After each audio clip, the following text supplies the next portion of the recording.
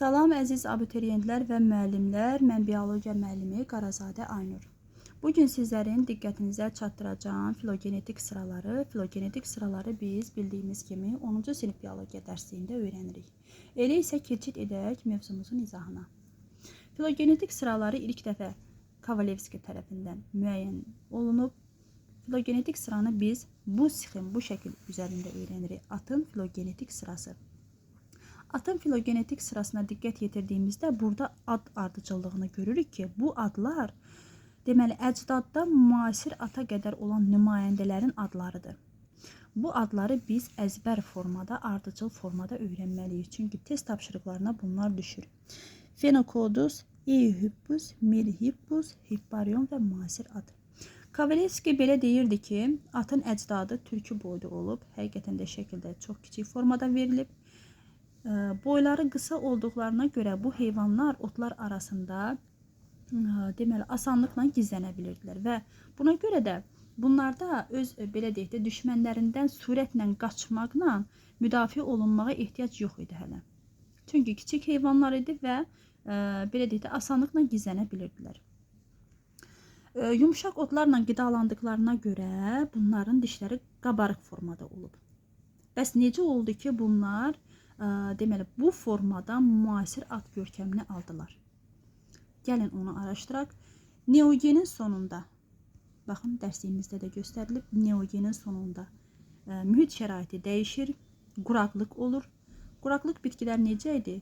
Boyları qısa olur və qaba və kobud formada olurlar. Təbii ki, bu heyvanlar çöllük mühitində belə deyək də gizlənə bilmirdilər. Ona görə də müdafiə olunmaq üçün məcbur idilər belə deyək də sürətli qaçmağa. Sürətli qaçmaq da onlarda təbii seçmənin nəticəsində müəyyən qədər uyğunlaşmalara gətirib çıxartdı ki, bunların ətrafları uzandı, onurğa sütunu daha möhkəm oldu.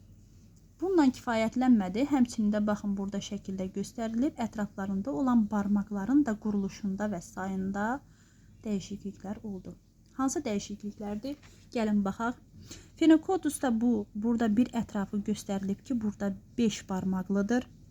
5 barmaq göstərilib. Burada 1-ci, 2-ci, 3-cü, 4-cü və 5-ci barmaq. Deməli, ümumilikdə belə bir nəticə çıxarda bilərik ki, Phenocodus 20 barmaqlı olub. Daha doğrusu 5 barmaqlıdır ətrafı, yəni ümumi şəkildə 20 dənə barmağı olub. Eohippusa gəldiyimiz zaman 2-ci, 3-cü, 4-cü barmaq öz yerində, 1-ci barmaqda. Həmçinin ancaq burada bir barmaq yoxdur. Bu 5-ci barmaqdır. Meryhippusa gəldiyimiz zaman həm 1-ci, həm də 5-ci barmaqlar yoxdur. Artıq 3-cü barmaq öz inkişafına görə 2-ci və 4-cü barmaqları geridə qoyur. Yəni ki, bu hissədə 1-ci və 5-ci barmaqlar ümumiyyətlə inkişaf etməyibdir. 2-ci və 4-cü barmaqlar isə artıq rudiment halına keçib. Baxın, burada müasir atın arxa tərəfdə 2-ci və 4-cü barmaqlar var. Ön tərəfdə burada görsənməsə də onlar rudiment halındadılar. 3-cü barmaqları isə daha möhkəm inkişaf edib. Deməli, ümumi şəkildə belə bir nəticə çıxardırıq ki, atın filogenetik sırasında rudiment halında olan barmaqlar hansı barmaqlar idi? 2-ci və 4-cü barmaqlar. Hər ətrafda 2 barmaq rudiment halında olduğuna görə ümumi 8 ədəd barmaq rudiment halındadır. Hər ətrafda 3-cü barmaq daha möhkəm və daha gözəl inkişaf edib. 3-cü barmaq, yəni tək barmaqda belə deyək, bir barmaq. Ümumi ətrafında isə 4 barmaq inkişaf edib.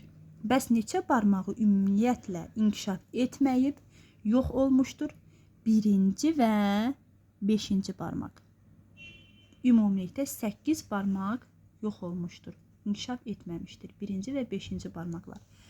Təbii ki, bunlardan deməli, quraqlıq mühitdə inkişaf edən bitkilərin, yəni ki, əvvəldə də qeyd etdiyim kimi qaba və kobud olduğuna görə bunların dişlərində də müəyyən qədər, belə deyək də, dəyişimlər olub ki, bu sinif kitabında da öz əksini tapmışdır. Qabarıq dişlərdən səthləri qırışlı və yaxud da ki, büküşlü olmaqla dəyişib.